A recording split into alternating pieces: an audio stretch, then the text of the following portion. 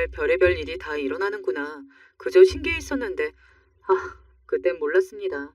제 인생에도 그동안 제가 본 그 어떤 사연 이야기보다 더 말도 안 되는 일들이 일어날 줄은요.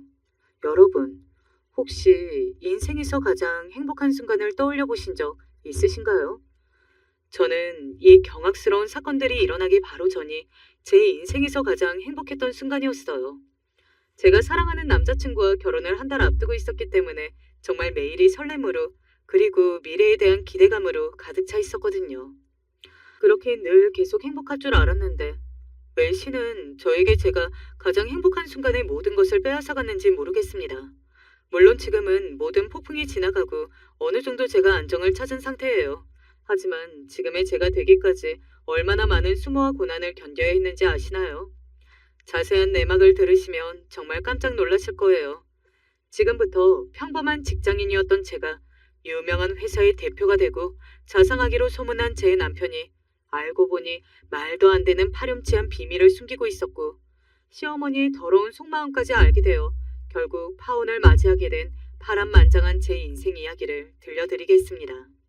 저는 어릴 때부터 열심히 공부를 했고 누구나 아는 서울 상위권 대학에 무난하게 들어가게 되었어요. 대학에서도 늘 장학금을 받아 조기 졸업을 하였고 어렵지 않게 대기업 취업에 성공했습니다. 사람들은 모두 이렇게 엘리트 코스를 밟은 저를 부러워했죠. 하지만 제가 이렇게 열심히 산 데는 특별한 이유가 있었습니다. 저는 아버지께 받은 사랑을 꼭 보답해야 했기 때문이죠. 아버지는 늘 저에게 이런 말씀을 하셨습니다. 엄마의 빈자리가 컸을 텐데 이렇게 잘 자라줘서 너무 고맙다. 네, 사실 저는 어머니를 어린 시절에 여의고 아버지와 단둘이 살아왔어요. 아버지는 작은 서점을 운영하시며 저를 키워주셨죠. 항상 책을 좋아하는 아버지 덕분에 저도 독서의 즐거움을 알게 되었고 그로 인해 넓은 시야와 지식을 쌓을 수 있었습니다. 아버지에게 너무 많은 사랑을 받아 어머니의 빈자리가 잘 느껴지지 않았어요. 이러한 아버지의 정성이 제가 바르게 잘 자랄 수 있었던 원동력이라고 생각합니다. 저는 예전부터 책을 많이 읽으며 다양한 아이디어를 내는 데 익숙했기 때문에 회사에 들어가서도 여러 프로젝트를 이끌며 성공적인 커리어를 쌓았습니다. 그렇게 모든 것이 안정적으로 흘러가던 어느 날 회사에서 부장님에게 깜짝 놀랄 만한 이야기를 들었습니다. 맞다. 유 대리한테 고백은 받았어? 네? 유 대리님이 저한테요? 무슨 고백이요? 어머, 아직 고백한 거 아니었구나. 아휴, 세상에. 어떻게 내가 먼저 말하면 안 되는데. 여러분, 고백이라 하면 무슨 내용이 떠오르시나요? 사실 남녀간의 풋풋한 첫 시작을 위한 고백을 떠올리는 분도 있지만 저는 잘못한 것을 사실대로 얘기하는 그 고백이 제일 먼저 떠올랐어요. 왜냐하면 어릴 때부터 저를 시기 질투했던 사람들이 정말 많았기 때문이죠. 예전에 제가 회사의 큰 프로젝트에서 좋은 아이디어를 내어 유대리님 그리고 다른 상사분들께 모두가 보는 앞에서 칭찬을 받은 날이 있었습니다. 이후 기쁜 마음으로 화장실에 갔는데 제가 무슨 말을 들었는지 아시나요? 정말 지금 생각해도 정말 손이 부들부들 떨립니다. 김혜나 또 잘난 척이야. 다음부터는 제 아이디어 그냥 우리가 가로채서 보완하는 거 어때? 꼴 보기 싫어 죽겠어. 야, 그러자. 어차피 우리가 선배인데 제대로 따질 수나 있겠어? 그러지 말고 아예 제대로 누명을 씌워서 회사에서 내보내는 건 어때? 저는 이 뒷담화가 정말 충격적이었던 게 이 직원분들은 제가 프로젝트에 성공할 때마다 진심으로 저를 칭찬해주고 아껴주던 분들이셨거든요. 정말 큰 배신감을 느꼈습니다. 이후 회사 사람들이 저를 부를 때마다 너무 무서웠어요. 그래서 유대리님이 저한테 고백할 게 있다는 부장님의 말씀도 저에겐 큰 불안감으로 다가왔습니다. 그렇게 저는 유대리님을 일부러 피하고 있는데 어느 날 유대리님과 마주할 수밖에 없는 일이 생기고 말았습니다. 그날은 제가 저희 회사의 대표 프로젝트를 성공적으로 마무리하고 1년에 한 번 열리는 시상식에서 대표로 상을 받게 된 날이었어요. 그때 유대리님이 진행을 맡으셨기 때문에 저에게 꽃다발을 주셨는데 갑자기 귓속말을 하시더군요. 10분 후에 주차장에서 잠깐 보자고 하셨습니다. 저는 너무 무서웠지만 상사의 말이라 거절을 못하고 주차장으로 내려갔죠. 그렇게 유대리님을 만났는데 갑자기 예상치 못했던 행동을 하시더군요. 그 자리에서 저에게 무릎을 꿇는 것이었습니다. 너무 놀라서 무슨 일인지는 모르겠지만 혹시 그동안 저를 뒤에서 안 좋게 얘기하셨어도 다 용서할 테니까 제발 일어나시라고 했더니 갑자기 꽃다발을 꺼내는 것이었습니다. 이후 저는 그 고백이 제가 생각했던 잘못을 고백하는 게 아니라 사랑의 고백이었다는 것을 알고 안도의 한숨을 내쉬었죠. 그렇게 저희는 회사의 공식적인 커플이 되었고 이후 저를 향한 사람들의 뒷담화도 훨씬 줄어들었습니다.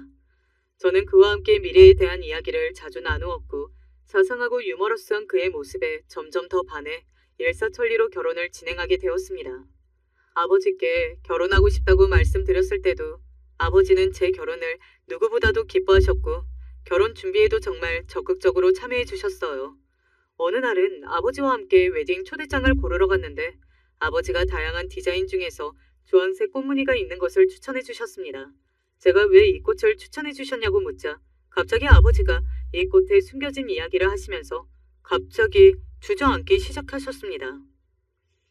사실 이건 네 어머니 그리고 내 아내가 좋아하던 꽃이야. 난 아직도 내 아내에게 너무 미안해. 나 때문에. 말을 잇지 못하며 오열하시는 아버지를 보고 저도 옆에서 눈물을 흘렸습니다.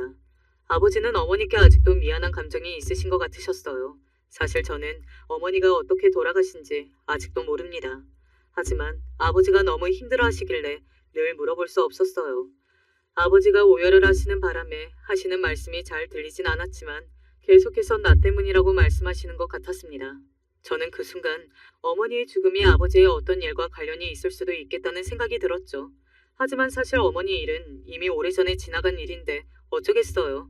그땐 이렇게 생각하고 아버지께 어머니에 대한 생각이 안 날 만큼 저를 사랑으로 키워주셔서 감사하다고 말씀드렸습니다. 하지만 이후에 어머니의 죽음에 대한 진실을 알고 저도 정말 큰 충격을 먹었죠. 그 진실은 뒤에 나오니까 끝까지 들어주시면 감사합니다. 사실 이 당시에 회사에서는 저에게 계속 큰 프로젝트를 맡기고 있는 상황이었기 때문에 저는 주말에도 계속해서 일을 해야 했습니다.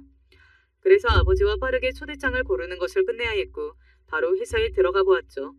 일을 하면서 결혼 준비까지 해야 해서 저는 정말 바쁜 일상을 보내고 있었는데 그래도 행복했습니다. 드레스를 고르고 예식장을 예약하고 신혼여행 계획을 세우며 제 인생은 완벽하다고 생각했죠. 이땐 모든 일이 잘 풀릴 줄 알았는데 언젠가부터 제 일상에 조금씩 금이 가기 시작했어요.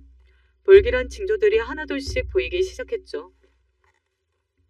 하루는 오랜만에 아버지를 놀래켜드리려고 본가에 방문했는데 누구랑 싸우면서 전화통화를 하고 계셨습니다. 정말 제가 한 번도 보지 못한 단호한 모습이어서 그 자리에서 아버지를 부르지도 못했어요. 이후 아버지는 제가 온 것을 알고 굉장히 당황해 하시더군요. 그리고 통화를 혹시 들었냐 물으셨는데 밖에 나가 있었기에 내용은 듣지 못했어요. 하지만 그날 아버지가 저에게 무언가를 숨기고 있다는 느낌을 강력하게 받아서 불길한 직감이 들었습니다. 아버지께 모든 것을 물어보려고 했는데 말씀하시는 도중에 계속해서 기침을 하시고 안색이 너무 안 좋아 보여서 더 물어볼 수 없었어요. 저는 이날 이후 아버지의 집에 자주 방문하여 어떻게든 아버지의 깊은 어둠의 원인과 어머니의 죽음에 대한 진실을 알아야겠다고 생각했습니다. 그래서 일주일 후에도 아버지께 말씀드리지 않고 무작정 집으로 갔는데 서점 앞에서 어떤 낯선 남자와 아버지가 심각한 표정으로 대화를 나누고 있더군요. 저는 아버지께 달려가 물었습니다. 아빠, 이분은 누구세요? 처음 뵙는 분인데 서점 앞까지. 오래된 지인분이야. 넌 신경 쓰지 마. 아버지는 잠시 망설이다가 이렇게 얘기하셨고 저는 신경 쓰지 말라고 말하는 아버지의 눈빛이 불안해 보인다는 느낌을 받았습니다. 이후로도 아버지는 자주 전화를 받으면 방으로 들어가 문을 잠그곤 했습니다. 사실 회사 일과 결혼 준비로 바쁜 와중에 아버지에 대한 의심까지 생기자 저는 제 하루하루가 너무 버거웠어요. 저는 어떻게든 아버지의 비밀을 알아내야겠다는 생각이 들어 다시 서점을 찾아갔는데 평소 아버지가 앉아 계시던 자리에서 정말 생각지도 못한 종이를 발견했습니다. 이후 가슴이 철렁했죠. 그 종이는 아버지의 병원 진료 카드였어요. 안 그래도 요즘 늦게까지 서점에서 일하시며 건강이 안 좋아 보여서 걱정하고 있었거든요.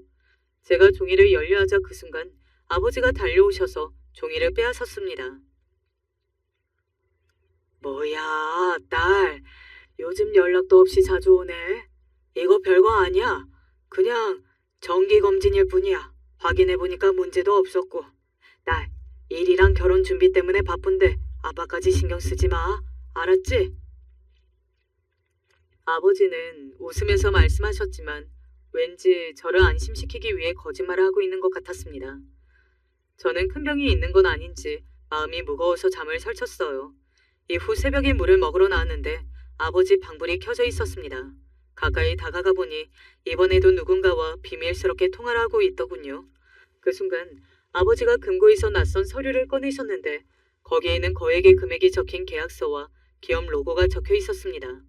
대화하는 중간에도 계속해서 기침을 하시며 통화를 하셨어요. 저는 너무 놀랐지만 엿듣기 위해 조용히 숨을 죽이고 있었습니다.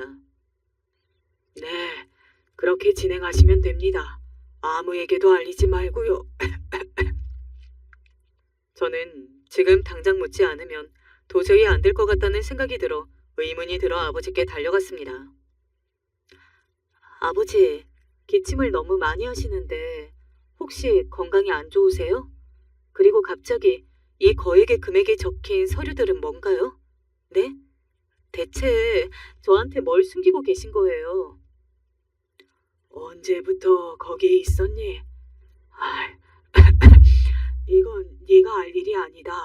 어떤 일이 있든지 내가 다 알아서 해결해. 널 너희 엄마처럼 만들 일은 없을 거야. 기다려다오. 내가 말할 때까지. 아버지는 급하게 서류를 빼앗으며 저에게 이렇게 말씀하셨고 저는 아버지의 말에 더 이상 아무것도 물어볼 수 없었습니다. 다음 날 아침 찝찝한 기분으로 잠이 깼고 아버지와 밥을 먹으면서 어제 있었던 일에 대해 물어보려 했는데 갑자기 전화가 울리더군요. 제 예비 시어머니였습니다.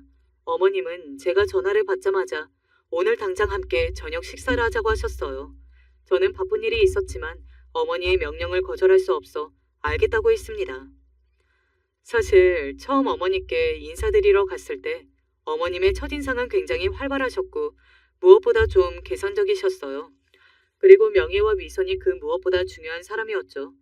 남편이 결혼을 하겠다고 했을 때 어머님은 저희 집 재산에 관심이 많은 것 같았고 제가 금수저가 아니라는 사실이 마음에 안 드는 듯 보였습니다. 하지만 다행히 이 부분은 제 남편이 잘 말해서 어머님은 아쉬워하는 것 이상의 태도를 보이진 않았어요. 그것보단 어머님이 결혼식에 대한 이야기를 많이 하셨는데 솔직히 피곤했습니다. 저보다 결혼식에 진심인 듯 보였거든요. 실제로도 제대로 준비를 시작하니 자꾸 어머니께서 연락이 오셨거든요. 그래서 이번 자리도 정말 나가기 싫었습니다. 어머님이랑 저는 취향과 성격이 너무 달라서 잘 안 맞았어요. 이번에도 무슨 일인지는 모르지만 제가 예상했던 대로 어머님은 저를 보자마자 표정이 아주 냉랭했습니다. 레스토랑의 분위기는 너무 따뜻했지만 그와 반대로 어머님의 태도는 참 차가웠달까요? 예, 너희 젊은 사람들은 왜 그렇게 자기 생각만 하니? 우리 집안의 체면도 생각해야지. 예식장 후보가 하나같이 우리 집안이랑 어울리는 게 없잖아. 이래서 아버지 직업이 중요하다니까. 아휴. 성에 안 차셨다면 죄송해요, 어머니. 하지만 분위기도 좋고 저희에게 의미 있는 장소예요. 의미는 무슨. 그래, 너희 마음대로 해라. 나중에 내 말 안 들은 거 후회하게 될 거야. 그렇게 어머니는 짧게 말을 마치고 자리에서 일어나셨고 저는 너무 기분이 나빠서 예비 신랑에게 전화를 걸었습니다.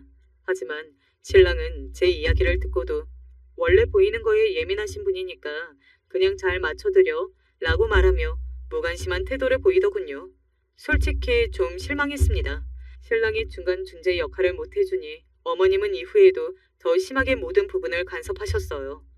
어느 날은 제가 선택한 드레스 디자인을 보시고는 너 어깨살 때문에 이거 별로야. 우리 아들 며느리는 예뻐야 한다고.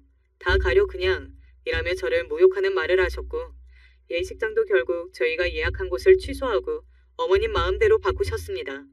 심지어 아버지가 골라주신 의미 있는 웨딩 초대장도 다 바꿔버렸어요. 저는 어머니의 이런 행동에 너무 스트레스를 받아 잠을 이루지 못하는 날이 많아졌고, 신랑에게 진지하게 어머님에 대한 고민을 털어놓았지만 신랑은 늘 누구의 편도 들지 않고 중립적인 태도만 보였습니다. 너 왜 그렇게 예민해? 어머니가 다 너를 위해서 그러시는 거야. 좋게 생각해 제발. 말이 통하지 않았죠. 신랑은 그저 저와 싸우고 싶지 않은 것 같았어요. 언젠가부터 제가 익숙해져서 그런지, 아니면 신랑도 결혼 준비랑 회사 때문에 바빠서 그런지 저와 멀어진 느낌도 들었습니다. 하지만 저도 이해는 했어요. 회사 마치고 오면 정말 너무 피곤했거든요. 하지만 회피한 문제들은 언젠가는 터지기 마련이죠. 결국 저와 그 사이에 아주 큰 싸움이 생기고 말았습니다. 그날은 신랑의 가족들끼리 식사를 하기로 한 날이었는데, 제가 도착을 했을 때도 어머님이 계속해서 통화만 하고 계시더군요. 알고 보니 저를 무시한 채 어머님 친구분들과 전화 통화를 하며 결혼식에 초대할 사람들을 상의 없이 어머님 마음대로 결정하고 있었던 것입니다. 저는 결국 이렇게 제 의견을 무시하는 어머님을 참다 못해 폭발하고 말았습니다. 남편을 방으로 불러다 놓고 막 화를 냈죠. 왜 내 의견을 무시하는 거야? 이 결혼이 대체 누구를 위한 거냐고. 왜 그렇게 예민하게 굴어? 어머니가 신경 써주시는 걸 고맙게 생각해야지. 지금 어머니의 행동 도가 지나치잖아. 당신은 중간에서 이렇게밖에 못해? 내가 뭘? 항상 문제를 만드는 건 너야. 어머니도 그렇고 회사 사람들도 그렇고 넌 모든 사람들이랑 부딪히잖아. 너가 일은 잘하지만 자기 주장만 아주 강하고 배려심이 없어서 그래. 뭐? 당신, 내가 회사 사람들 때문에 얼마나 힘들었는지 알면서 어떻게 그걸 내 잘못이라고 말할 수가 있어? 나 정말 당신한테 실망이야. 내가 뭘 객관적인 사실을 말해줘도 난리야. 아유 지겨워. 어떻게 그런 말을. 신랑은 이후 제가 그렇게 우는 걸 보고도 아무 말 없이 자리를 떠났고, 저는 혼자 남겨져 한참을 울었습니다. 그 누구보다 회사 일 때문에 제가 힘들어하던 걸 아는 신랑이 어떻게 이럴 수가 있는지, 그리고 왜 우리의 관계가 이렇게까지 틀어지게 되었는지. 사실 신랑과 처음으로 크게 싸운 날이었는데 이후에도 계속 이런 일상이 반복될 것 같다는 불안감이 들었습니다. 신랑뿐만 아니라 아버지와도 시어머니와도 모두와 문제가 생겨버리는 것 같았어요. 저는 원래 제 일상이 너무 지쳤지만 모든 것이 다 제자리를 찾을 것이라고 믿으며 버티고 있었죠. 어차피 결혼식도 한 달 남았으니까 그 전까지는 모든 게 정리가 될 것이라고 생각했는데, 어느 날 정말 충격적인 장면을 목격했습니다. 아버지, 왜 여기 쓰러져 계세요? 네? 제발 정신 좀 차려보세요. 제가 집에 가니까 아버지가 쓰러져 계셨던 것입니다. 저는 너무 놀라서 119에 전화를 걸었어요. 이후 병원으로 긴급 이송된 아버지는 의식이 없었고, 의사 선생님은 심각한 심장 문제로 위독한 상태라고 말했습니다. 이후 제 눈물은 멈추지 않았어요. 아버지가 그동안 무언가를 숨기고 있는 것 같았는데 그냥 넘기지 말고 좀 더 제대로 알아볼 걸 엄청난 후회가 되었습니다. 이후 의사 선생님이 저를 부르셨는데 저한테 정말 충격적인 말을 꺼냈어요. 아버님 상태가 매우 위중합니다. 가족분들은 마음의 준비를 하시는 게 좋겠습니다. 가끔 드라마에서 의사 선생님이 이런 얘기를 꺼내면 울부짖으면서 쓰러지는 가족들을 많이 보았는데 정말 제 일이 될 줄은 몰랐습니다. 저는 제가 본 드라마의 주인공들 이상으로 미친 듯이 발악을 하며 울었고, 병실에서도 잠을 자지 않고 아버지의 손을 잡고 간절히 기도했습니다. 그러다가 너무 힘들었는지 잠시 잠이 들었는데 눈을 뜨고 나니까 예상치 못한 장면이 펼쳐졌습니다. 반대편 소파에 낯선 남자가 들어와서 앉아 있었던 것입니다. 누구세요? 김영록 씨 따님 되시죠? 저는 아버님과 사업을 함께하는 김 이사입니다. 급하게 소식을 듣고 달려왔습니다. 아니, 아버지는 사업이 아니라 서점을 하는데 갑자기 이게 무슨 말씀인지 저는 도통 이해가 되지 않았거든요. 저는 깜짝 놀라서 다시 그 사람에게 여쭤보았습니다.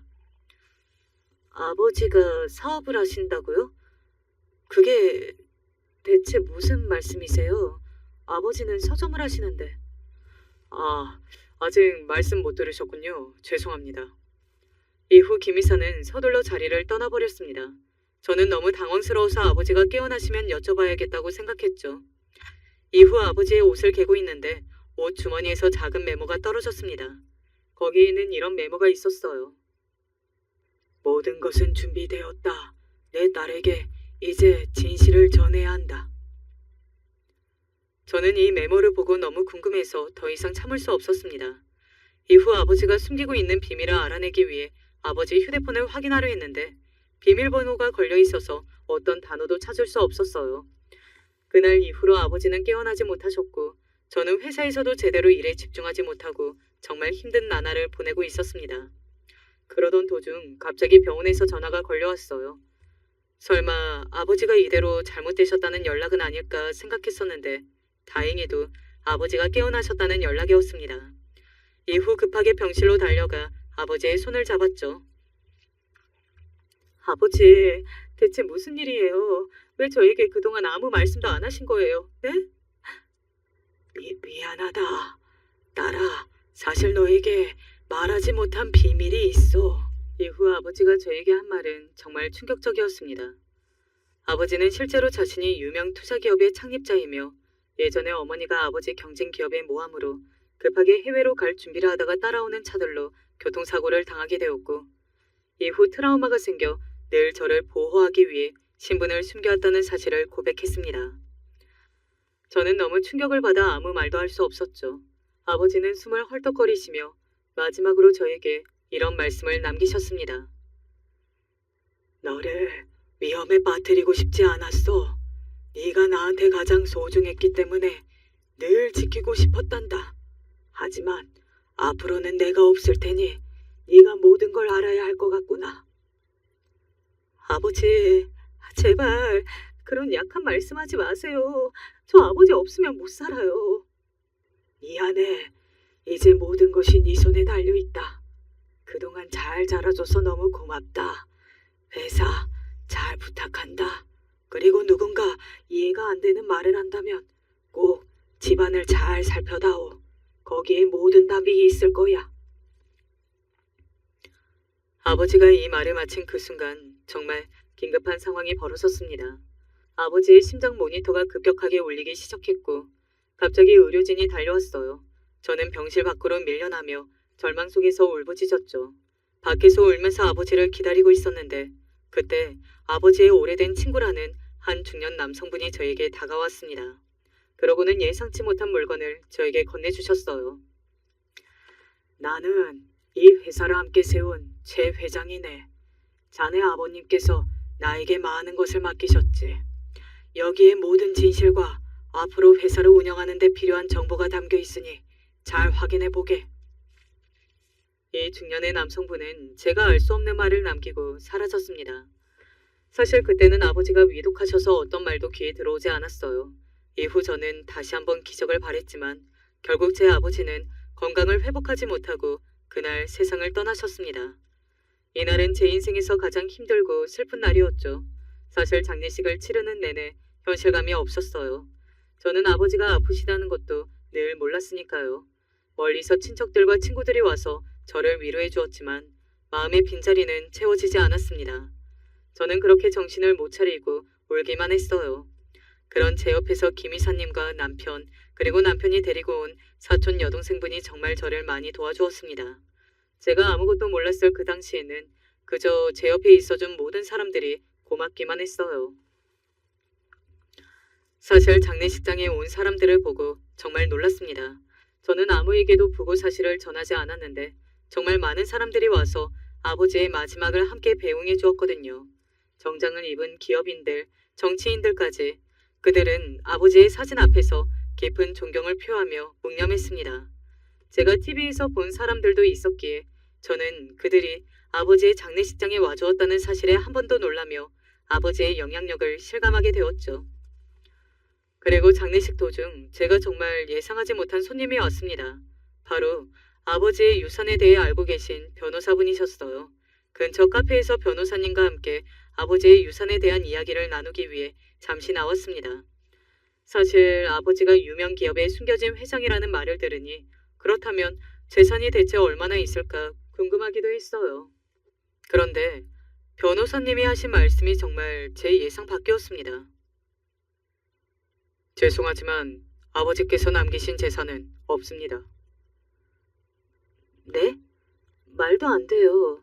서점도 오래 하셨고 심지어 변호사님은 아실지 모르지만 저희 아버지가 유명한 기업에 아무튼 다시 확인해 주세요. 절대 그럴 리가 없어요. 공식적으로는 그렇습니다. 더 이상 문의하지 마세요. 변호사님은 이렇게 깜짝 놀랄 말을 무표정으로 냉철하게 저에게 전했습니다. 아니 여러분, 저희 아버지가 유명 투자 기업의 회장이라는데 재산이 아무것도 없다는 게 말이 되나요? 저는 순간적으로 누군가 아버지의 재산을 중간에서 가로챈 건 아닐까 등 별의별 상상을 다 했습니다. 그렇게 큰 충격과 혼란 속에서 머리를 쥐어짜고 있는데 그 순간 아버지의 마지막 말씀이 떠올랐습니다. 아버지는 분명 저에게 이해가 안 되는 말을 들었다면 그 해답을 집에서 찾으라고 하셨어요. 저는 숨겨진 진실을 찾기 위해 집을 떠올려 보았지만 사실 서점에 무언가 있을 것 같지는 않았고 오히려 어디서부터 시작해야 할지 막막했죠. 결국 저는 병원에서 보았던 아버지의 친구였던 최 회장에게 연락하려 했는데 그분은 이후로 전혀 연락이 닿지 않았습니다. 그렇게 어디서부터 어떻게 이 문제를 해결해야 할지 심란한 와중에 아주 머리 아픈 손님이 도착했습니다. 네, 장례식장에 도착한 사람은 바로 저의 예비 시어머니였습니다. 어머니는 뭐가 마음에 안 드는지 표정이 정말 일그러져 있었어요. 어머니는 고인이 되신 아버지께 인사도 제대로 하지 않고 정말 소름이 돋는 말을 꺼냈습니다. 사돈 어른이 돌아가시면서 남긴 유산이 하나도 없다고? 너 이게 사실이니? 저도 뭐가 어떻게 된 건지 아직 아무것도 모르겠어요. 일단 변호사님께서 공식적으로 없다고 하셨습니다. 하지만 아버지가 서점 일을 오래 하셨고 또 다른 일도 하신 것 같아서 제가 좀 더 알아보면 아마. 지금 뭔 소리를 하는 거야? 이미 없다며? 아까 내가 카페에서 다 들었거든? 참나, 완전 개잡종 집안이었네. 너 내 아들이랑 당장 파혼해. 저에게 이 말을 하는 어머니의 눈빛은 정말 냉혹했어요. 저는 파혼이라는 이야기를 너무 쉽게 꺼내는 어머니의 태도에 어이가 없고 놀라서 아무 말도 못했습니다. 제 아버지의 장례식장에 와서 예의를 갖추고 저를 위로해도 모자랄 판에 유산이 없다고 갑자기 파혼을 하라는 게 무슨 말도 안 되는 소리인가요? 진짜 사람이라면 이런 행동을 할 수가 있나요? 저는 정말 어머님이 너무하다는 생각이 들었고 많은 사람들 앞에서 이 얘기를 듣자 너무 비참하고 순간 가슴이 철렁 내려앉았습니다. 결국 저는 제 감정을 참지 못하고 울부짖으면서 어머니께 말했어요. 어머니, 그게 무슨 말도 안 되는 말씀이세요. 제가 뭘 잘못했나요? 네? 잘못? 네가 우리 집안을 속인 거잖아. 서점을 오래 해서 재산이 분명히 있다고 들었는데 지금 보니 한 푼도 없네. 돈 한 푼 없는 주제에 우리 아들하고 결혼하려고 한 거 그 자체가 사기요, 사기. 아, 정말 말이 안 나오더군요. 너무 서럽고 화가 나서 신랑을 찾아보았는데 그 어디에도 보이지 않았습니다. 당장 신랑에게 전화를 했고 드디어 신랑이 나타났어요. 저는 그에게 다가가 방금 어머니가 한 말에 대해 말해줬습니다. 이후 남편이 어머니께 저 대신 화를 내줄 줄 알았는데 남편의 반응은 정말 제 예상 밖이었습니다. 우리 엄마가 맞는 말 했네. 뭐? 당신 지금 어머님이 유산 때문에 파혼하라고 했는데 이게 맞는 말이라고? 아휴, 나도 너 편 들어주기 정말 지친다 지쳐. 우리 이제 그만하자. 제가 너무 충격을 받아 목소리를 덜덜 떨자 신랑은 시선을 피하며 저에게 말했습니다. 솔직히 엄마 말이 맞아. 돈 한 푼 없는 너희 집안과 우리 집안은 어울리지 않아. 당신, 나 돈 보고 결혼한 거 아니잖아. 그리고 우린 사랑하잖아. 어머님이 파혼하라 했다고 날 그렇게 쉽게 포기할 수 있어? 제가 눈물을 흘리며 소리치자 그는 오히려 코웃음을 치며 대답했어요. 사랑? 처음엔 그랬지. 근데 지금은 아니야. 난 널 사랑하지 않거든 더 이상. 오빠, 이제 그만 진실을 말하지 그래. 나랑 사귄다고 그냥 얘기해. 솔직히 내가 장례식장에서 사촌 여동생 행사하면서 이렇게 도와줬으면 저 여자한테 할 만큼 한 거잖아. 안 그래? 이게 무슨 소리인지. 방금 저 말을 한 여자는 장례식장 내내 사촌 동생이라며 제 남편 옆에 있던 그 여자였습니다. 그러니까 남편은 지금까지 저 여자와 바람을 피고 있었고 제 아버지 장례식 날 그 여자를 데려왔다는 것이네요. 그리고 어머님의 반응을 보니 이 모든 사실을 알고 있었던 것 같고요. 마침 저희 아버지의 장례식 날에 유산이 없다는 말을 듣자 이 모든 사실을 밝혀버린 것이네요. 저는 그동안 저를 속인 것도 분해 죽겠는데 어떻게 제가 가장 힘든 날에 이 모든 것을 터뜨릴 수 있는지 그동안 신랑과 어머님께 최선을 다한 제가 너무 한심했습니다. 저는 한순간에 아버지도 예비 신랑도 시어머니도 모든 가족을 잃었다는 생각에 제 생각이 무너져버린 것 같았어요. 정말 너무 화가 나서 욕을 하며 신랑과 어머니께 소리를 질렀습니다. 다들 미친 거 아니야? 어떻게 나를 이렇게 속일 수 있어? 어떻게 우리 아버지 장례식장에 불륜녀를 데려와, 어? 니네가 그러고도 사람이야? 지금까지 눈치 못 챈 너가 바보지. 그동안 이상한 거 못 느꼈니? 아무튼 받은 유산도 없는 너한테 더 이상 볼 일 없어. 나도 한때는 너와 정말 행복했는데 그래서 예의를 지키고 싶었는데 어쩌다 보니 이렇게 됐어. 그 부분은 미안하게 생각해. 하지만 우리 인연은 여기서 끝이야. 사실 난 너랑 결혼할 생각 처음부터 없었어. 힘든 일 여러 번 겪는 것보다 한 번에 모두 정리했다고 생각해. 그럼 잘 살아. 신랑의 마지막 말은 심한 욕을 들은 것보다 더한 충격으로 다가왔습니다. 제가 화를 참지 못하고 온몸을 벌벌 떨고 있자 그들은 저를 오히려 비웃었어요. 여러분, 사랑했던 사람에게서 배신과 모욕을 당한 게 얼마나 비참한지 아시나요? 저 때는 너무 힘들어서 그냥 살고 싶지 않다는 생각밖에 안 들었습니다. 옆에서 김 이사님은 모든 것을 지켜보시더니 저에게 한마디 하시더군요. 저런 사람들과는 어쩌면 이 기회에 인연을 끊는 게 오히려 다행인 것 같습니다. 아버님이 가시면서 따님의 앞날을 위해 이런 자리를 만들어주셨다고 생각해 주세요. 그리고 남은 할 일이 많으십니다. 이 일로 무너지시면 안 돼요. 사실 너무 힘들었지만 김 이사님의 말을 듣고 정신을 차리게 되었어요. 그래서 떠나가는 그들에게 한마디 남겼습니다. 두고 봐. 당신들이 얼마나 잘못하고 있는지 반드시 알게 될 거니까. 분명히 벌 받을 테니까. 그렇게 폭풍이 지나가고 슬픔에 잠긴 저는 며칠 동안 울다가 아버지의 유품을 정리하기 시작했습니다.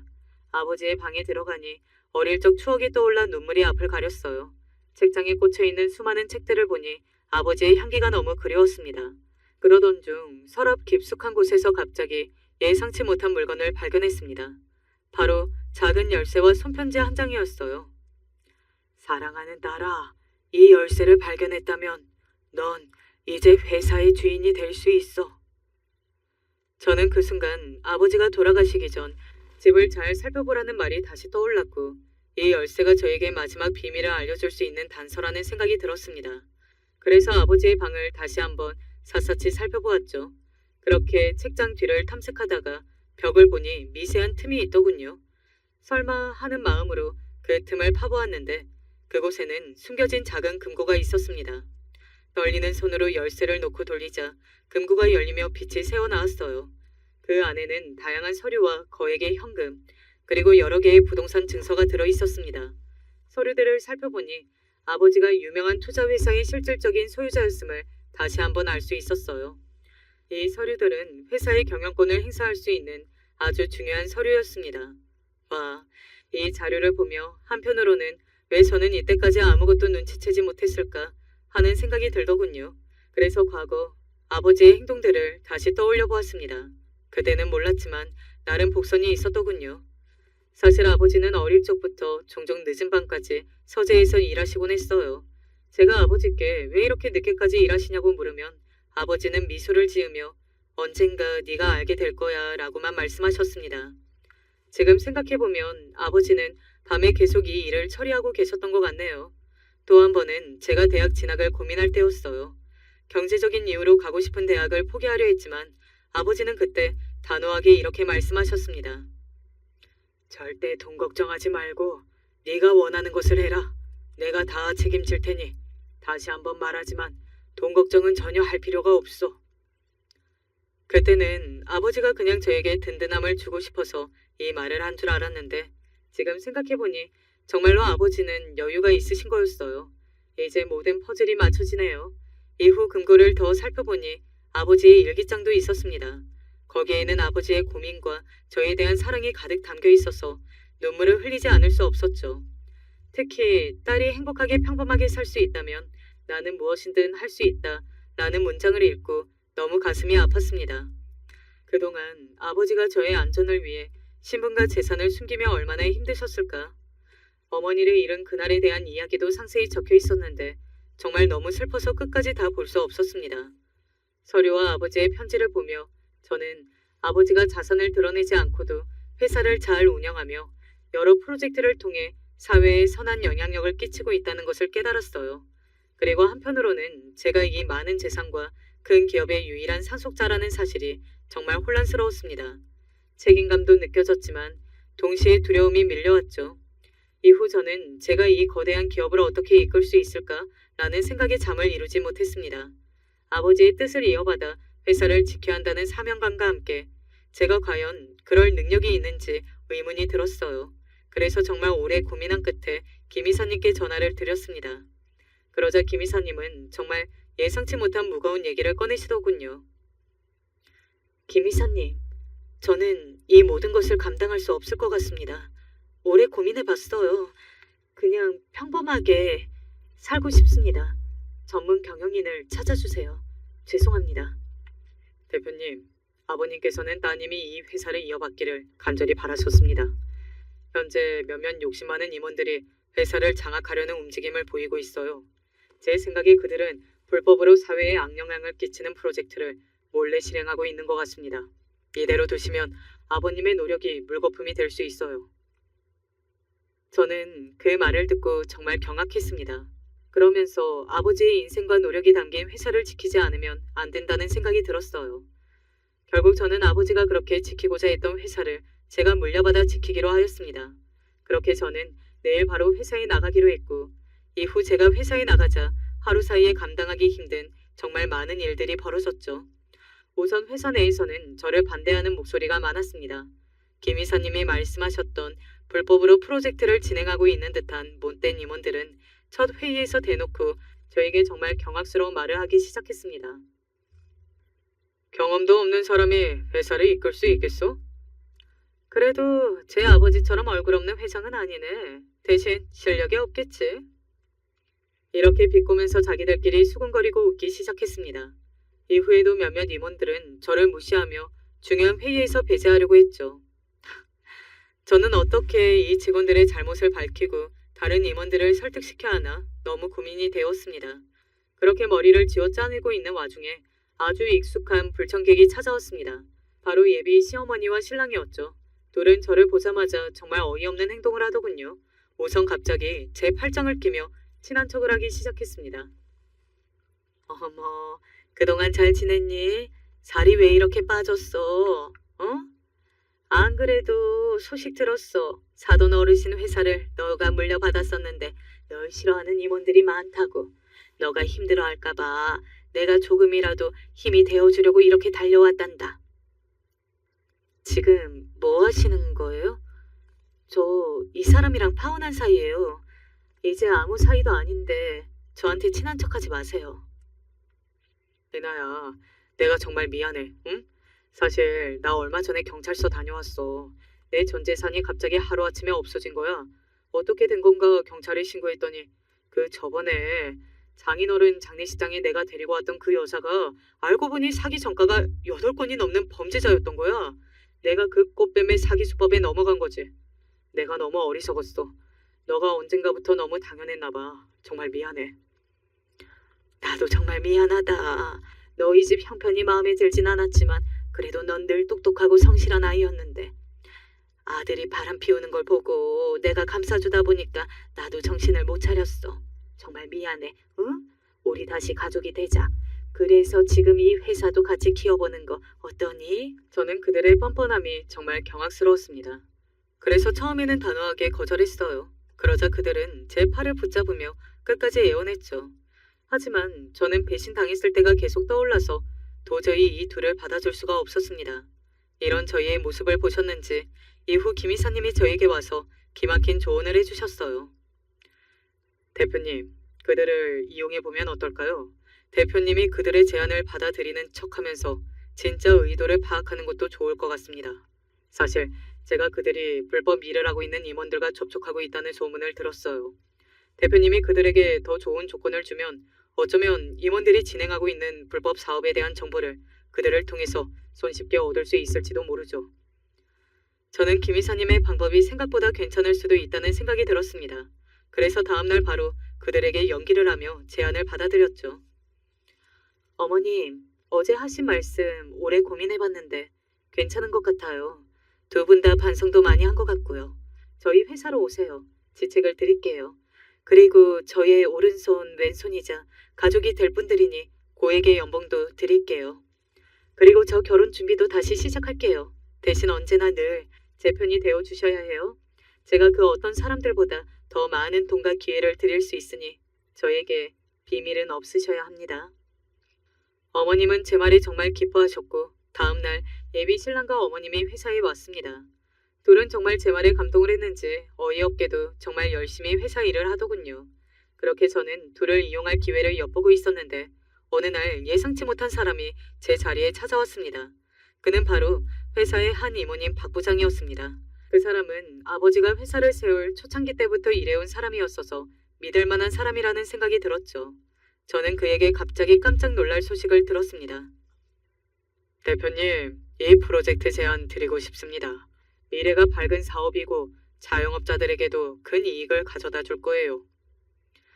수치가 정확하지 않은 것 같은데 결국 자영업자들에게 이득이 돌아갈 수 있는지도 모르겠고요. 박 부장님, 이 프로젝트에 대해 더 자세한 자료를 볼 수 있을까요?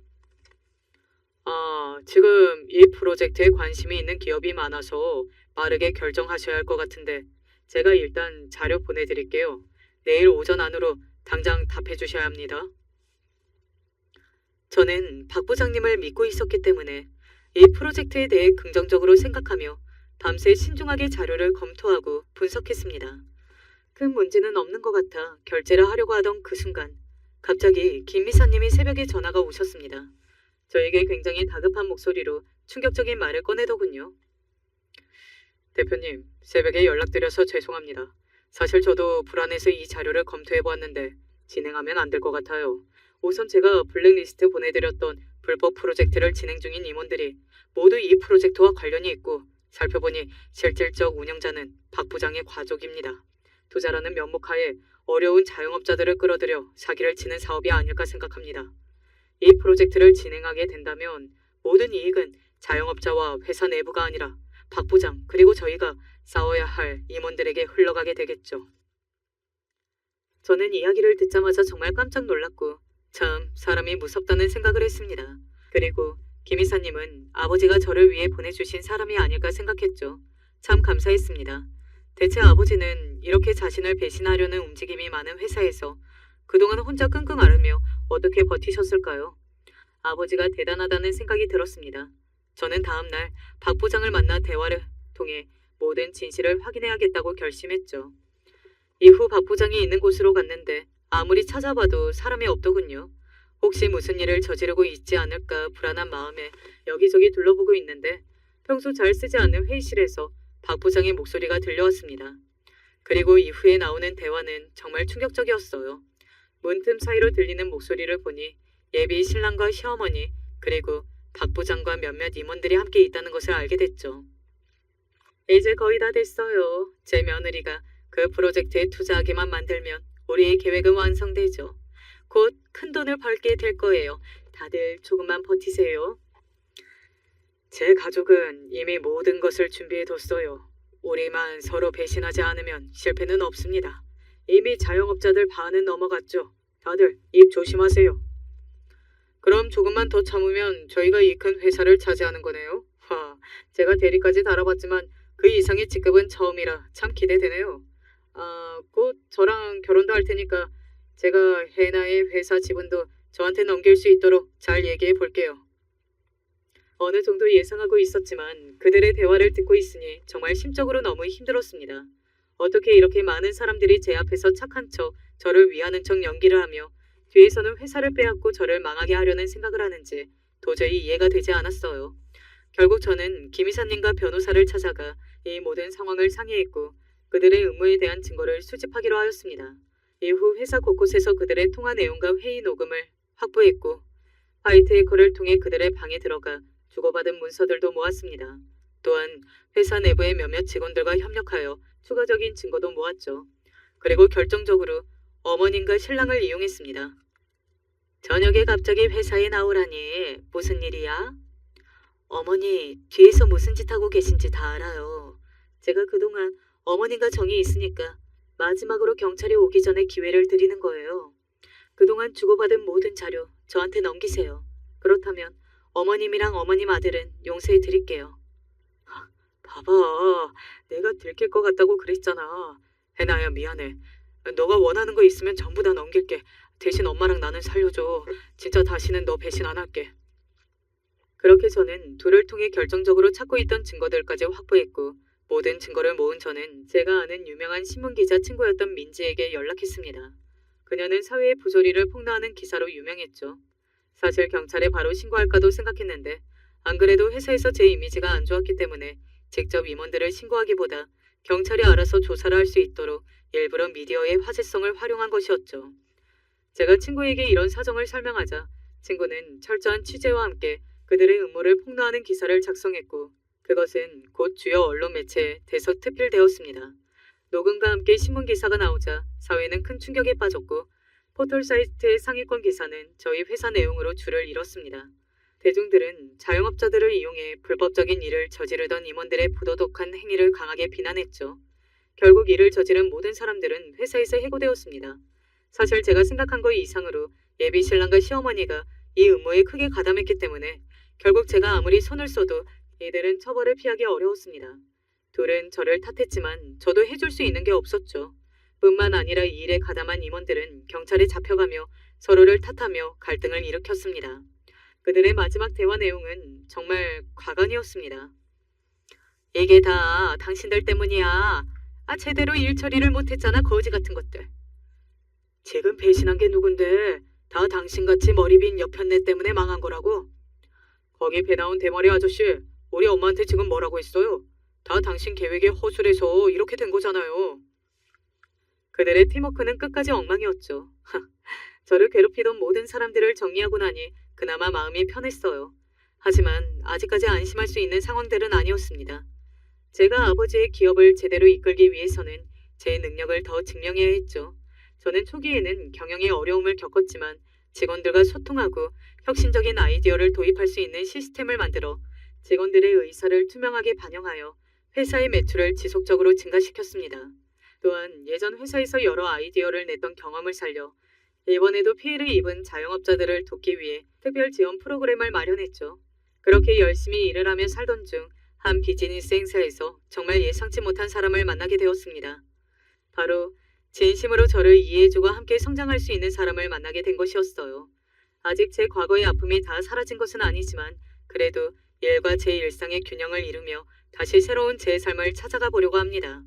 이런 일들을 통해 저는 아버지가 남긴 유산은 재산이 아니라 용기와 사랑이라고 생각하게 되었어요. 여러분, 참 아버지가 돌아가시고 난 이후 저에게 많은 일이 일어났습니다.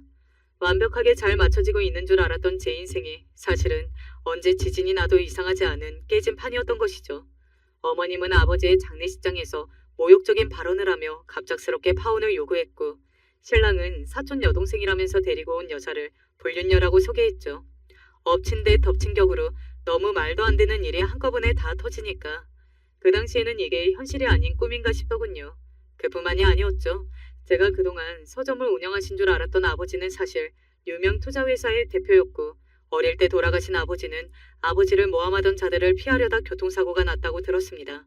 저는 이 모든 것을 아버지가 돌아가셨을 그때 한꺼번에 알게 되었죠. 참, 어떻게 제 인생에 이런 일이 한 번에 일어날 수 있는지 지금도 모르겠습니다.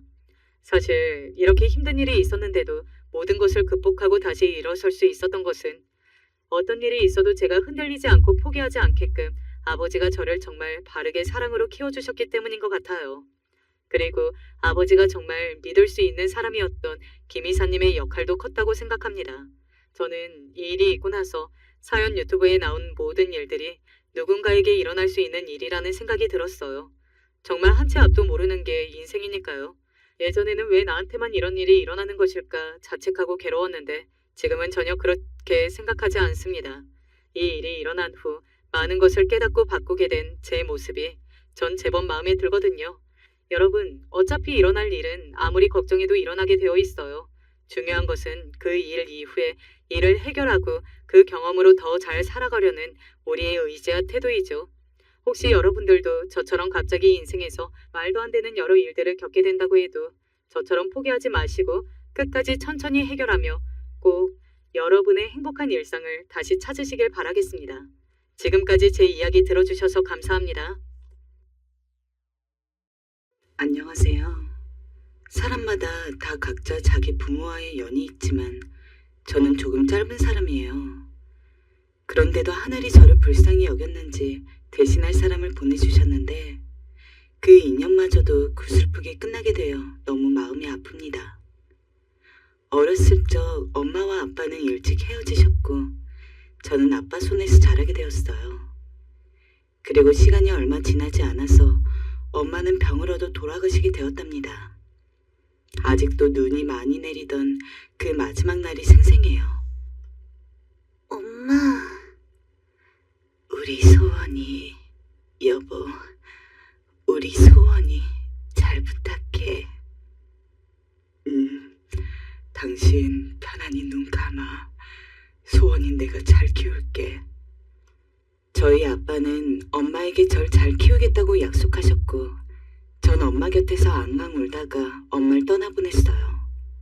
아빠는 엄마의 존재를 채워주시겠다고 무던히 노력을 하셨어요. 하지만 여자에게 있어서 같은 여자 어른인 엄마의 존재가 무척 중요하더군요. 학교를 다니면서 자잘하게 챙겨주는 부분들, 사춘기가 되어 겪게 되는 많은 문제들, 여자로서 겪는 많은 고뇌들은 엄마라는 자리가 대부분 도움을 주던데 저는 그게 없어서 늘 큰 결핍감을 느꼈었어요. 나 오늘 엄마가 이거 옷 사줬는데.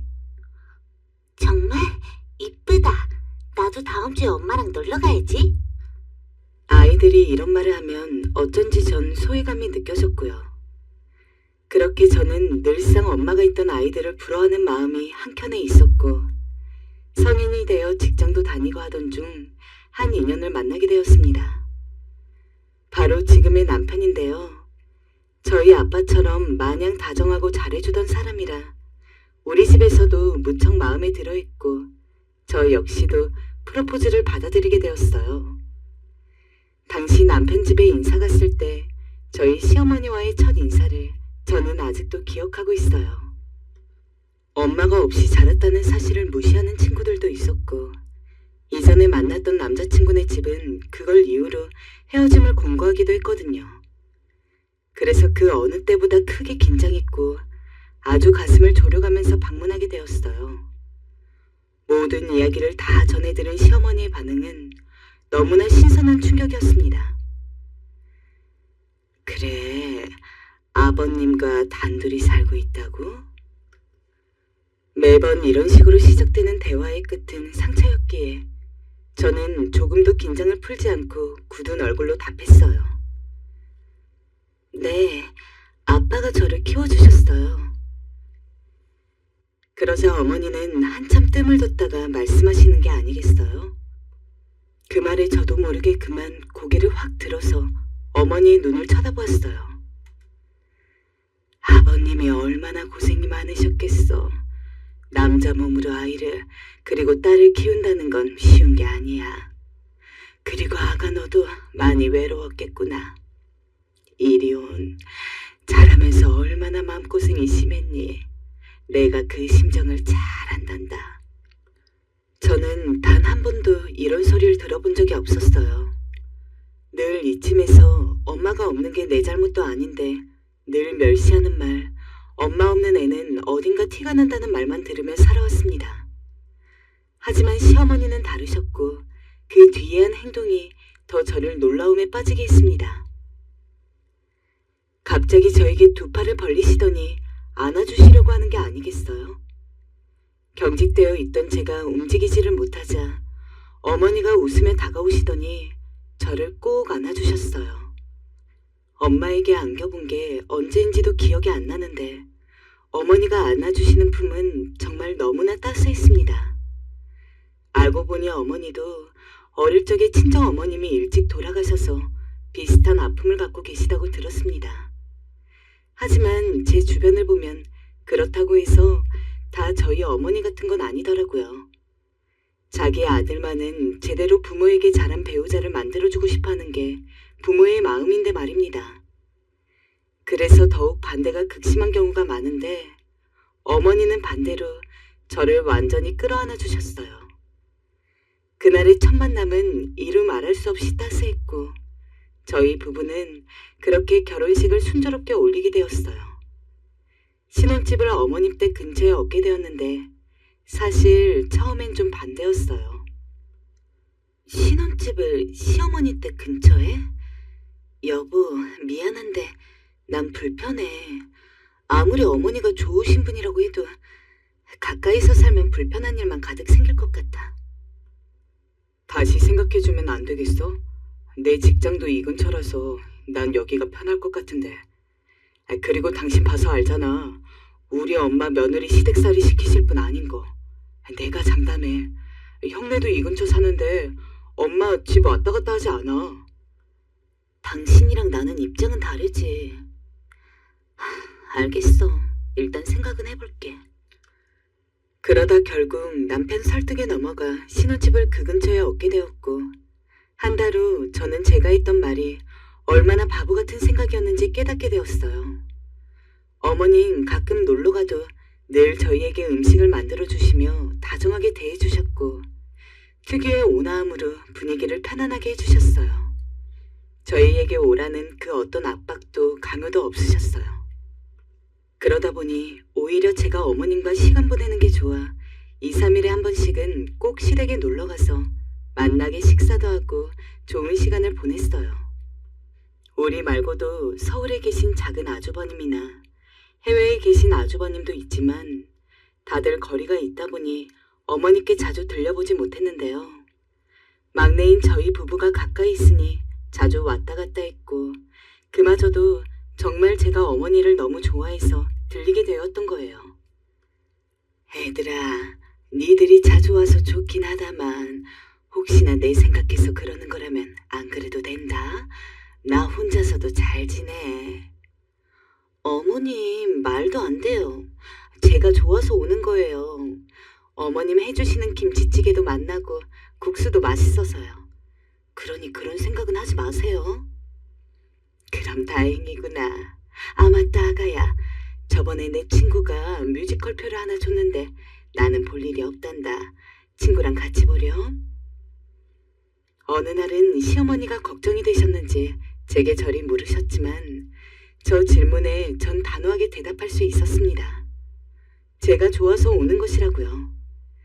그럼에도 시어머니는 장난스럽게 자기와 놀아주어 고맙다며 저에겐 뮤지컬표며 상품권이며 이것저것을 챙겨주곤 했어요. 어느 날엔 제게 용돈을 콕 찔러주시면서 아가, 내게만 주는 거니 맛난 거 사 먹어 하시더군요. 그렇게 어머님을 생각하면 정말 제 어린 시절 제가 꿈꾸고 바래왔던 엄마 그 자체였던 것 같아요. 어쩌면 하늘에 있는 엄마가 날 위해 이런 좋은 시어머니를 주셨나 하는 생각이 절로 들었죠. 그런데 이렇게 좋은 시어머니인데 남편 말대로 근처에 큰 아주버님과 형님도 살고 계시긴 했지만 그분들은 저희만큼 자주 들리진 않았어요. 사실 자주 들리지 않았단 말은 적절하지 않죠. 그냥 명절날만 볼 수 있는 분들이었어요. 당시 명절 때 형님을 몇 번 뵙긴 했지만 낯을 많이 가리시는 것 같기도 하고 그다지 어머니와 좋은 사이를 유지하고 계시는 것 같지 않았답니다. 궁금해서 남편에게 물어보았더니 의외의 대답을 하더군요.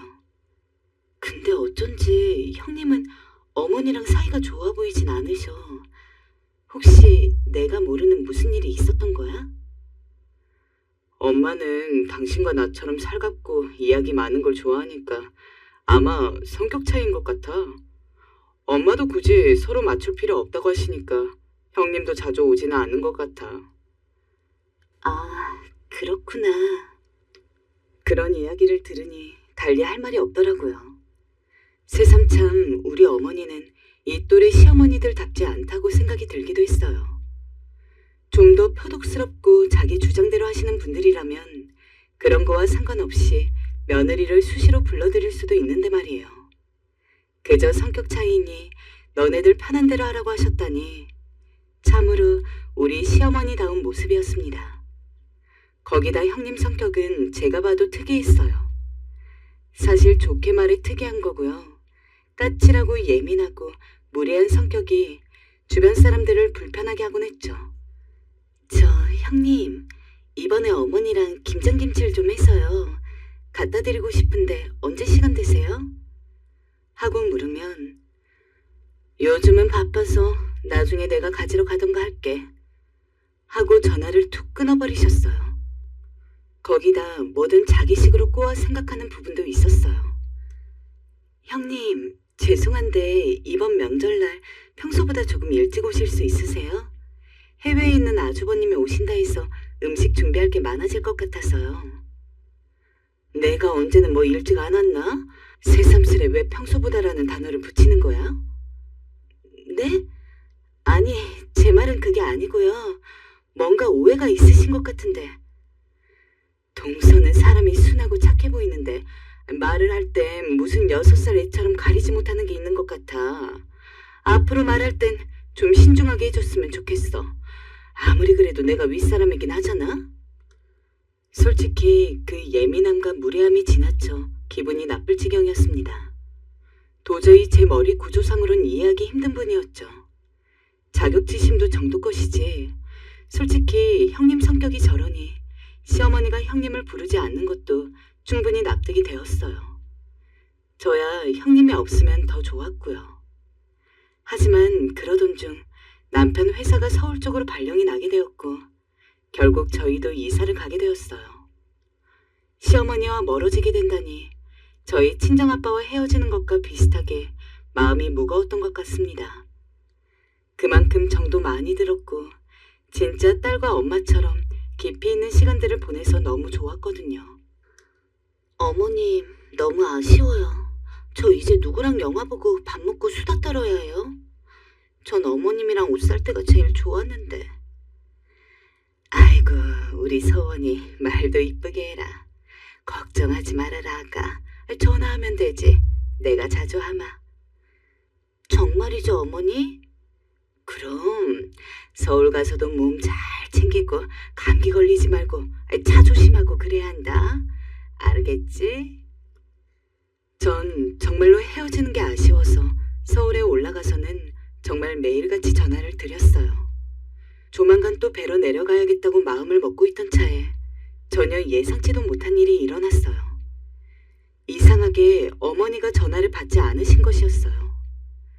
적어도 하루에 한 번은 꼭 통화를 했는데 그날따라 이상하게 몇 번이나 걸었지만 받지 않으시는 것입니다.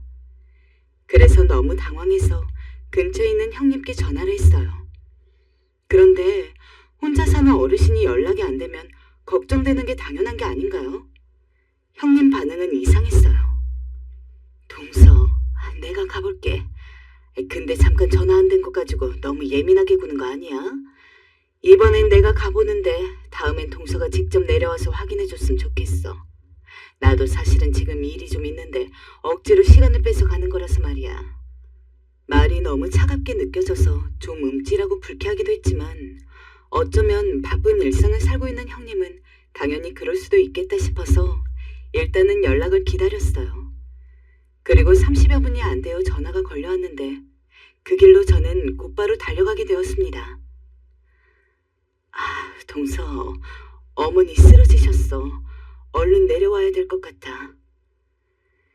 이래서 제가 그날따라 마음이 불안했던 걸까요? 남편에게 알리고 저 먼저 내려가는 길에 별 생각이 다 들더군요. 가보니 어머니는 평소 잘 알지 못하셨던 지병을 이번에 검사를 거치면서 알게 되었고 꽤 위중한 상태라는 것도 함께 듣게 되었습니다. 시어머니는 물론 그 와중에도 의연하셨어요. 정신이 드시자마자 저희를 보더니 걱정부터 해주셨어요. 어머님, 많이 아프시죠? 죄송해요. 자주 찾아뵙지도 못하고 제가 병원 모시고 다녔어야 했는데. 걱정하지 말아라, 아가야. 이 정도는 충분히 이겨낼 수 있어. 그나저나 너네 일하다 말고 왔을 텐데 회사는 잘 정리하고 온 거야? 아휴, 왜 울고 그러니? 울지 말라니까. 죄송해요, 어머니. 제가 더 살폈어야 하는데. 저희 시어머니 참 한결같으셨어요. 그 후 시어머니는 그럴 필요 없다고 하셨지만 저희 부부는 주말마다 오며 가며 병원에 계신 어머니를 뵈었어요. 조금 더 관리를 하면 몇 달 지나 다시 집으로 가실 수 있다고 하니 그나마 그걸 위안 삼으면서 계속 다녔었는데요. 그런데 형님은 이게 또 마음에 안 드셨나 봐요. 어느 날 제가 시어머니를 뵈러 갔을 때였는데 마침 자리에 계시던 형님이 그러시더라고요. 아이고, 내가 몸이 이래 니들이 고생이구나. 아가야, 정말 안 와도 된다. 주말엔 너도 쉬어야지. 아니에요, 어머님. 저 여기 집보다 더 편하고 좋아요. 동서, 그래. 어머님 말대로 해. 내가 있는데 동서가 왜 꼬박꼬박 와?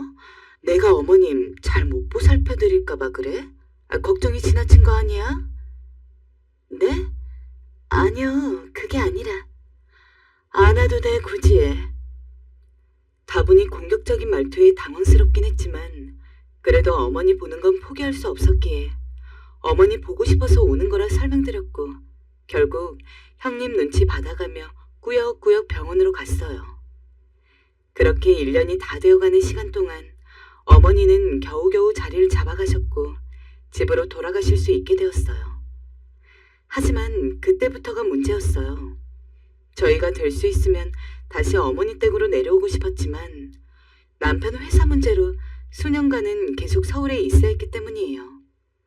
고민을 하고 있는데 갑자기 형님이 입을 여시더군요. 그 말을 듣고 형제들 모두 일제히 놀라서 형님을 쳐다보았어요. 동서, 도련님, 우리가 어머니 모시도록 할게요. 그렇게 알고 계시면 되겠어요. 우리가 거리도 가깝고 하니 이게 맞잖아요. 아, 물론 너무 감사하긴 한데 한편으론 죄송하네요. 그럴 필요 없어. 대신 근데 돈이 필요할 것 같긴 해요. 사실 저희 먹고 살기도 빠듯한데 어머님 모시고 하려면 아무래도 치료비며 병원비며 만만치 않을 것 같아서요. 저도 직장을 그만둬야 하고요. 그 정도는 해주실 수 있으시죠? 우리가 생각해봤는데 이것저것 다 따져서 한 달에 100만 원 정도가 어떨까 싶은데. 100만 원이요? 아주버님은 마치 당당하게 자기가 받아야 할 돈을 받는다는 듯 한 달에 100만 원을 요구하셨습니다. 솔직히 생각보다 많은 금액이어서 놀라긴 했지만 결국 형제들끼리 회의를 거치고 통화를 한 후에 한 달에 100만 원씩 형님께 각 가정마다 보내기로 했습니다. 형님께 맡기긴 했지만 마음은 불편했어요. 거리만 아니라면 제가 모셨을 텐데 이 부분이 너무 죄송하기도 했어요. 그래서 어머니께 직접 가끔 전화를 드렸고 안부를 물었어요. 어머님, 잘 지내시죠?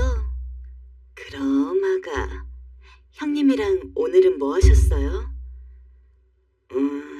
오늘은 밥 먹고 TV를 봤단다. 노래하는 프로그램이었는데 맞나? 생각이 잘 안 나는구나. 어머님 목소린 예전과 달리 너무도 힘이 없었고 어딘지 모르게 지쳐 보여 마음이 무척 아팠지만 그래도 마음을 꼭 동여매었어요. 어머님 앞에선 절대로 울지 않기로 남편과 다짐했으니까요. 또 한 달에 한 번씩은 꼭 내려가서 어머님을 뵈었어요. 하지만 제일 처음 내려갔을 땐 꾹꾹 눌러있던 다짐이 무색하게도 그만 울음을 참지 못했어요. 매번 웃으면서 맞아주시던 어머니가 자리에 완전히 누워서 몸을 옴짝달싹 못하고 계셨거든요. 얼굴도 많이 창백해지셨고 몸은 퉁퉁 부어 계셨고요. 그리고 날이 갈수록 상황은 점점 악화되었습니다. 이때는 부축해드리면 혼자 화장실은 다녀오실 수 있었거든요. 근데 점점 옮기기가 힘들어지시고 이제는 누워서 누군가가 용변 처리를 해드리지 않으면 힘든 상황이 되었어요. 이 사실까지 알게 된 남편은 결국 주저앉아서 눈물을 흘리더군요. 엄마, 우리 엄마가... 여보, 나 어떡해? 저도 이렇게 마음이 아픈데 남편도 얼마나 괴로웠을까요? 그래서 시간을 내어서 2주에 한 번씩 어머니를 뵈러 가게 되었어요. 대소변을 받아야 하는 형님도 얼마나 힘드실까 싶었는데 언젠간 내려갔을 때 직접 처치를 하고 계시는 모습을 보게 되었어요. 동서, 보고만 있지 말고 이리 와서 좀 도와줘.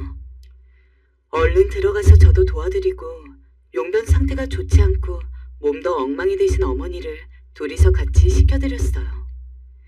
저는 잠깐 와서 돕는데도 힘들다고 느껴지는데 매일 수시로 이렇게 시간을 보내야 하는 형님은 얼마나 힘드실까 싶었습니다.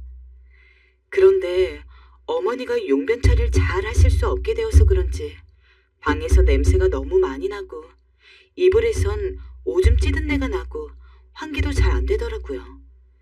처음엔 두고 보았지만 이 상태로는 형님이나 어머니 두 분 다 힘드시지 않을까 싶어서 조심스레 의견을 내게 되었어요.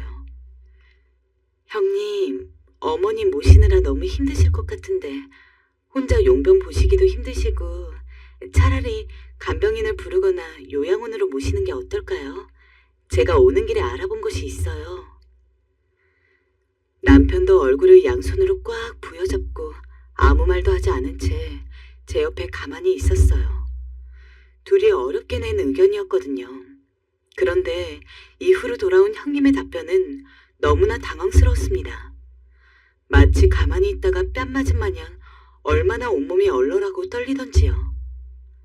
동서, 맨날 그렇게 말만 꺼내면 다야? 어머니를 가족 이상으로 잘 모실 수 있는 사람이 어딨어? 몇 번 오지도 않으면서 그게 그렇게 거슬려서 어머니를 요양원에 넣어버릴 생각이야?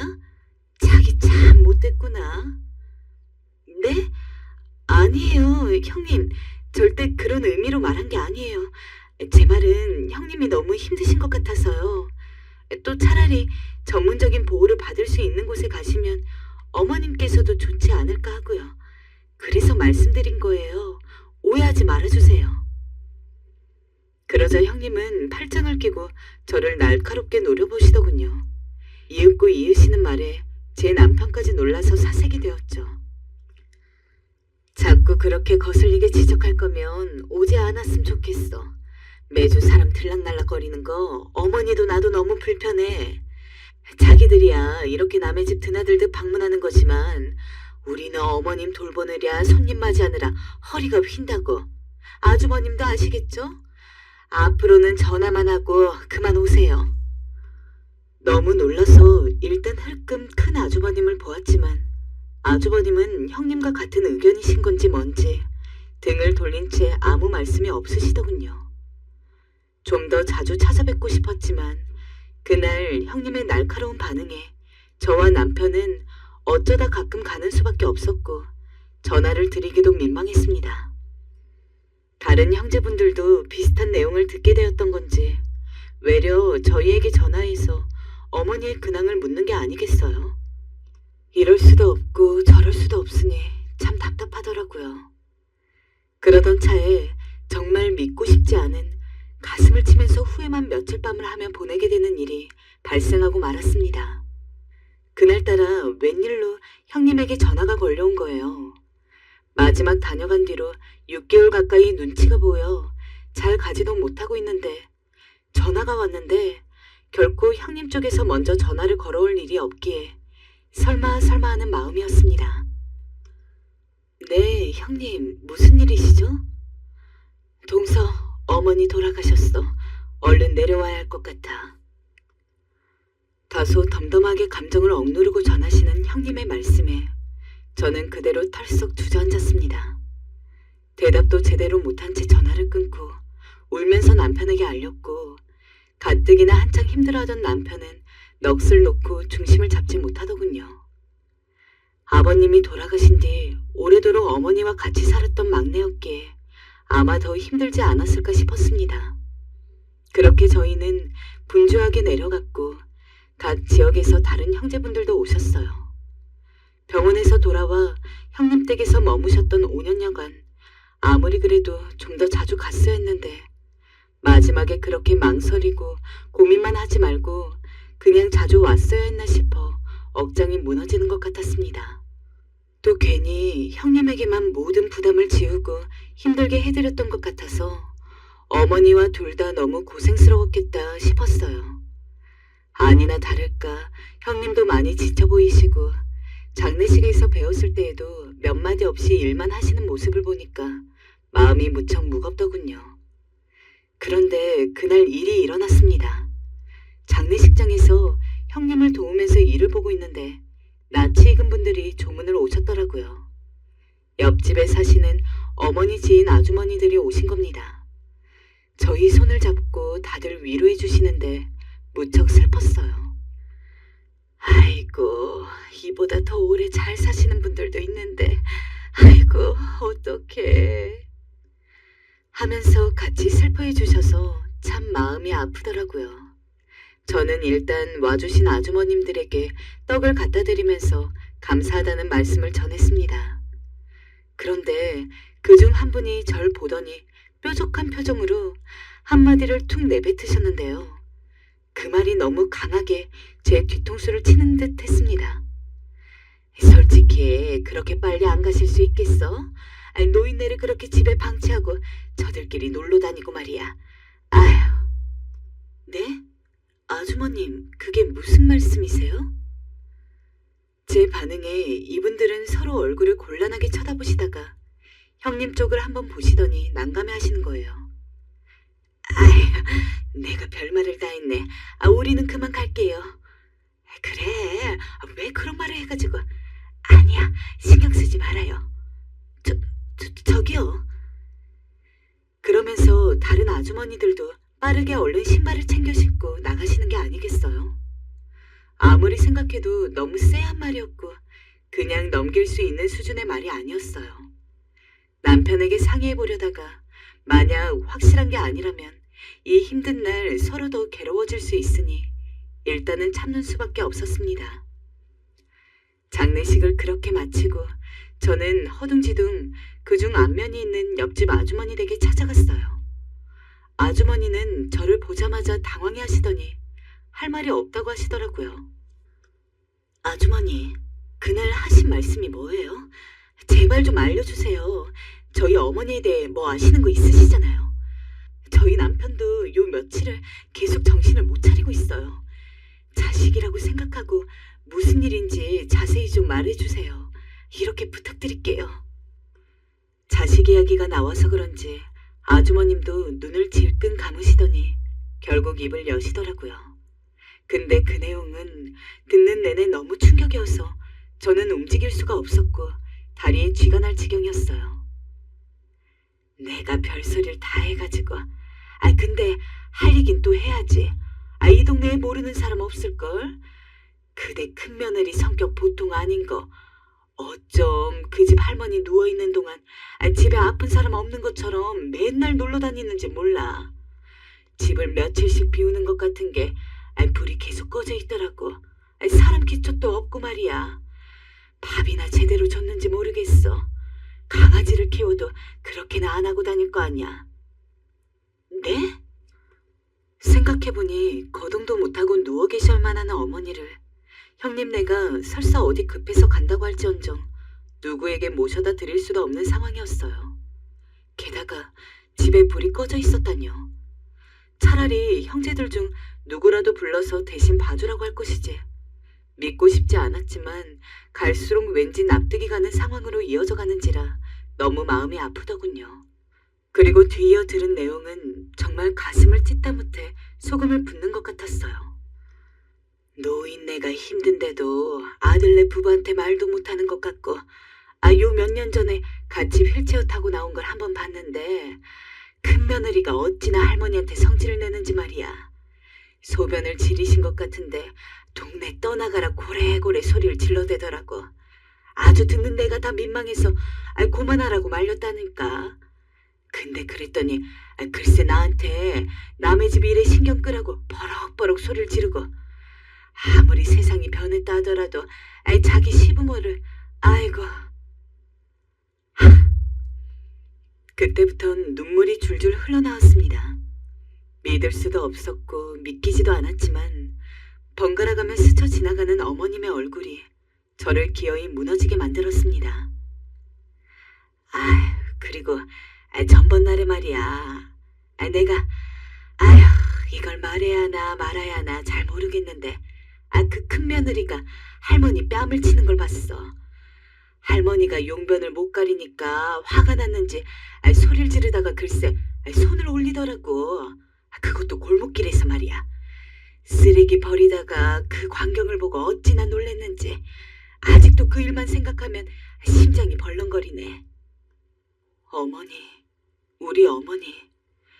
그렇게 뒤처리가 깔끔하시고 음식도 정갈하게 만들어주시고 살림부터 아들 5 키우기까지 홀로 열심히 사셨던 분이 노년에 그런 취급을 받으시다뇨. 본인 능력으로 자식들 집도 해주시고 장가도 다 보내신 여장부 같으신 분인데도 한 번도 그걸 자랑 삼아 내세우지 않고 그렇게 며느리인 저에게도 잘해주시고 한없이 사랑을 베풀어 주셨던 분입니다.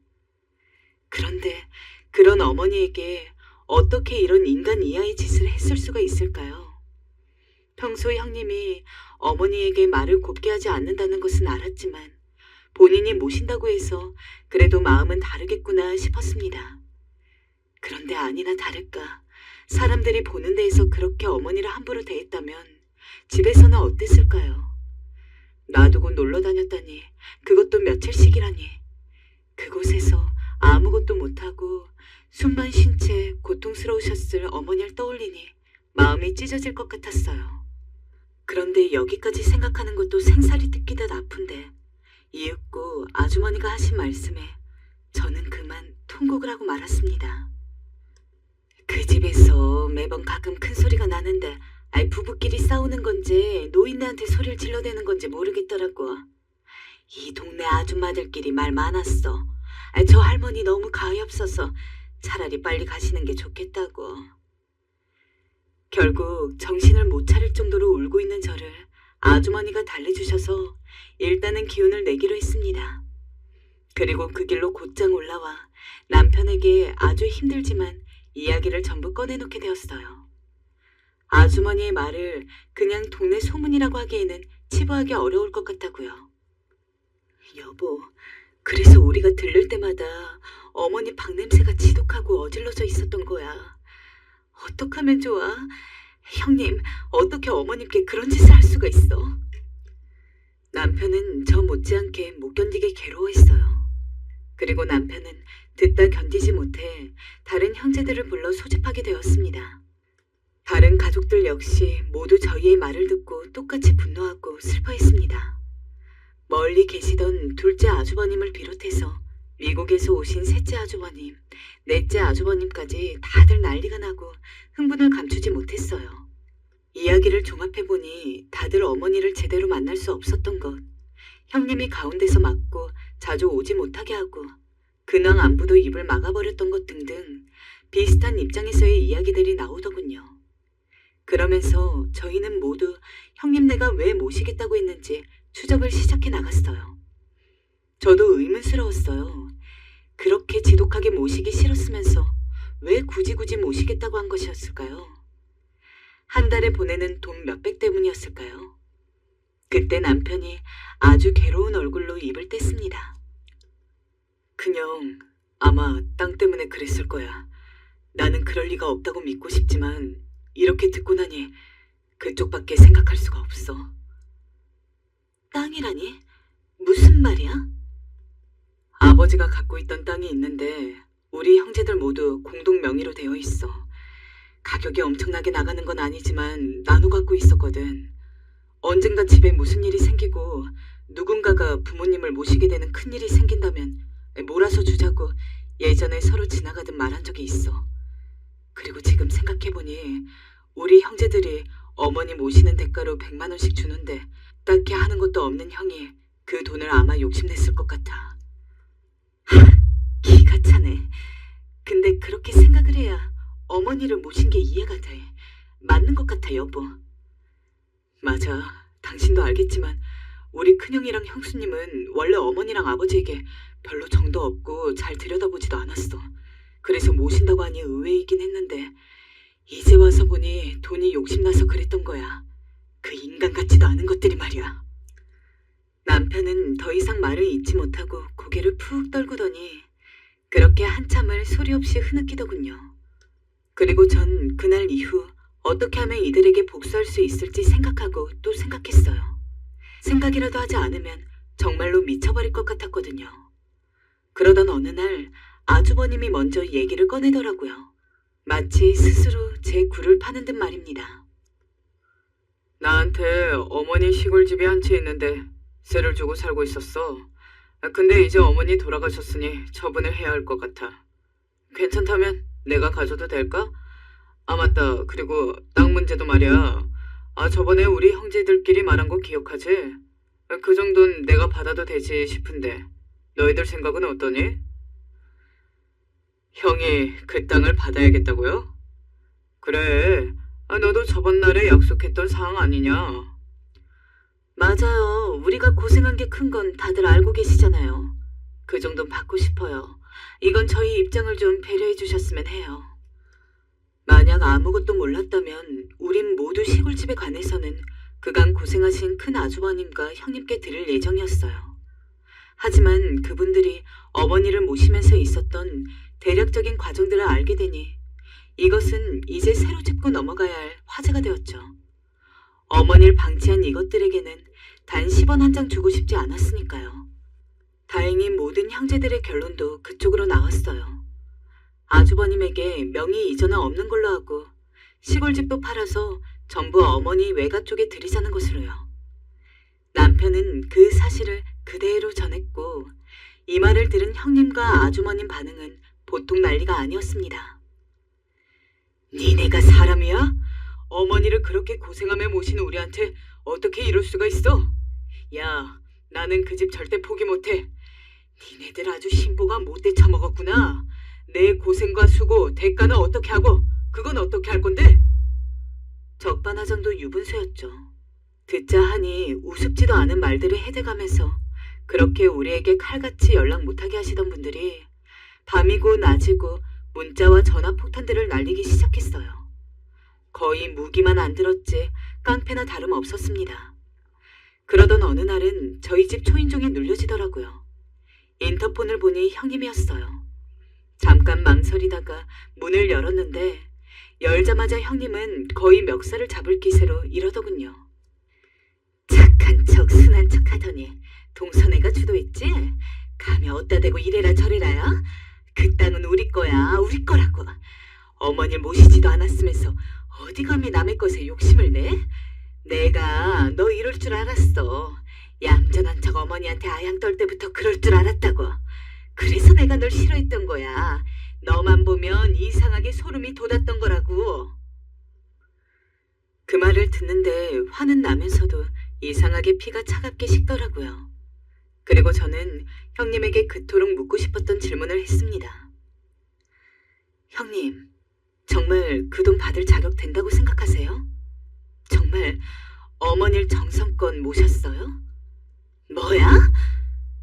마지막으로 형님에게 속죄할 기회를 드리는 거예요. 어머니 제대로 모신 거 맞아요? 그럼 뭐 내가 어머니를 굶겨 죽이기라도 했을까봐? 너 생각하는 것부터 아주 글러먹었구나. 못된 것들은 못된 생각만 한다더니. 형님은 뻔뻔하게 이를 데 없었어요. 마지막까지 사람의 얼굴이 아니더라고요. 이미 선을 넘어버렸고 돌이킬 수 없는 지경에 이르러 있었죠. 동시에 제 안에서는 주체할 수 없는 화가 끓어 이미 손과 발이 부들부들 떨리고 있었어요. 난 하늘에 대고 말할 수 있는 사람이야. 죽은 우리 시어머니를 걸고도 말할 수 있어. 나만큼 한 며느리 있으면 나와보라 그래. 어디?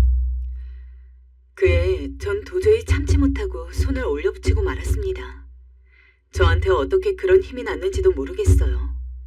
형님이 저에게 마준 후 씩씩거리다 자기도 손을 들었는데 전 그 손을 맞고 형님을 밀쳐 바닥으로 내팽개 쳐버렸어요.